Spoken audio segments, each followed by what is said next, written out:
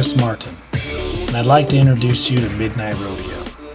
Cowboy culture is having a huge resurgence in the streaming world thanks to recent successful shows and movies. With mature audiences already on board, younger viewers are now saddling up to ride with these new style westerns. According to Netflix, the popularity of this genre is due to its malleability, stating as America has evolved, so too have westerns.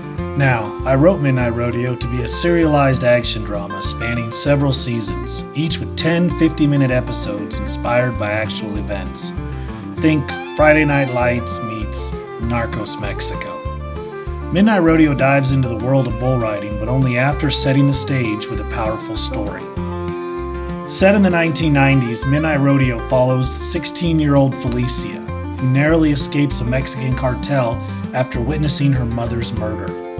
After a harrowing border crossing, the pilot episode ends as she reaches Belen, New Mexico in the U.S., where she meets her estranged father, Jack Sinclair, a former rodeo roper, Vietnam-era Army Special Forces captain, and successful green chili farmer in his late 40s, who never knew he had a daughter. This and future episodes of Season 1 are seen through the eyes and cleverly narrated by Jack's best friend Benji, based on the character Benjamin Willard from Apocalypse Now. The second episode follows Felicia as she adjusts to her new life on the farm and attending a small-town high school, interspersed with flashbacks of her parents' past and how they knew each other. A lifelong gymnast and horseback rider, Felicia sees a local rodeo with her father, Jack, and expresses her desire to become a bull rider, but he is adamantly against the idea. Meanwhile, the Guadalajara cartel finds out that Felicia is living on a farm in the U.S., and the show ends with a cliffhanger as cartel members arrive in the quiet town of Belen. In Episode 3, Jack is nearly killed by cartel members. After outwitting and defeating them, he shuttles Felicia to his closest confidant, Maria, for safety, and gets Benji and 3 other Vietnam comrades to join him as they go to Mexico and confront the cartel head-on.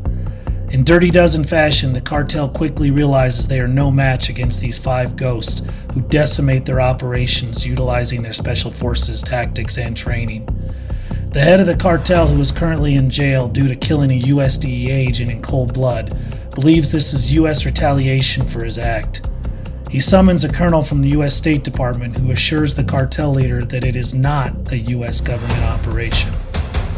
The colonel states that all he knows is they are Vietnam vets acting on their own. He explains his hands are tied because of this. If it were a government operation, he could stop it, or the Mexican government could intervene and try and influence the US government to stop it. However, there's no stopping mercenaries that are this well trained and working on their own. The colonel further states, look, they're here for some reason and you need to find out what it is, because they are not going to stop until all your men are dead and your entire cartel is eliminated. So I suggest you offer a truce, find out what they came for, and, if you can, make sure whatever it is they need, they get. The cartel leader agrees to meet with Jack, whose only terms are that the cartel leaves Felicia alone, and they allow him to kill the sicario that killed her mom. The leader reluctantly agrees and has his driver, a young El Chapo, take Jack to the man that murdered Felicia's mom. Meanwhile, back in Belen and against her father's wishes, Felicia sneaks out and secretly trains well past midnight at the local rodeo arena with a bull rider from her high school named Tyler. In Episode 4, Felicia also sneaks out to an all-ages nightclub 30 miles north in Albuquerque, where jealous cheerleaders trick her into drinking too much tequila, landing her in urgent care. After this hiccup, Fel, as her friends call her, vows to focus solely on training. Then Tyler, the all-around athlete, gets injured playing in the Friday night football game. Since he can no longer compete, he agrees to train Fel exclusively. Jack, furious upon discovering Fel's secret training, reluctantly lets her compete in the county fair, with the condition that she'll abandon her dream if she doesn't win. Despite posting the best time, she is denied first place due to a sexist tradition. When awarded, the winner gets to kiss the newly crowned fair queen, and sponsors won't allow 2 females kissing on stage. Outraged, Jack seeks proper training for her, but the local trainers all refuse, stating no one wants to see a girl ride bulls. Impressed by her determination and raw talent and with no other options, Jack finally supports Fel's midnight practices with Tyler. The last 5 episodes follows her rigorous training, struggle for acceptance, a love story, and the ups and downs of winning some events and losing others. In the Christmas holiday episode, she ranks high enough in the Santa Fe Rodeo to compete in the upcoming National Junior Rodeo Association's Regional Championship in Utah. Unfortunately, at Regional, she gets knocked off right at 8 seconds and sustains a concussion, landing her in 4th place, 1 slot shy of qualifying for the upcoming National Championship in Las Vegas. She returns back to Belen distraught, but the once non-supportive city now rallies around her, proudly putting on a homecoming parade, letting her know that they are her people and this is her home. In a cold January, Fel works alongside Jack, tending to the farm's winter duties. Her dedication to farming and ability to pull her own weight become unmistakably evident. The Sinclair blood runs strong in her veins. Then, a phone call reveals a chance for Fel to head to Las Vegas after it comes to light that her arch rival throughout the series, Clay Wilkins, cheated in the regional championship, leading to his disqualification. This revelation moves Felicia to 3rd place, allowing her to compete in the National Junior Rodeo Association's Bull Riding Championship in 2 weeks. In a nail-biting competition, Felicia faces off against the best young men in the country, and she emerges victorious. A feat that mirrors the electrifying finale of the 1984 film Karate Kid.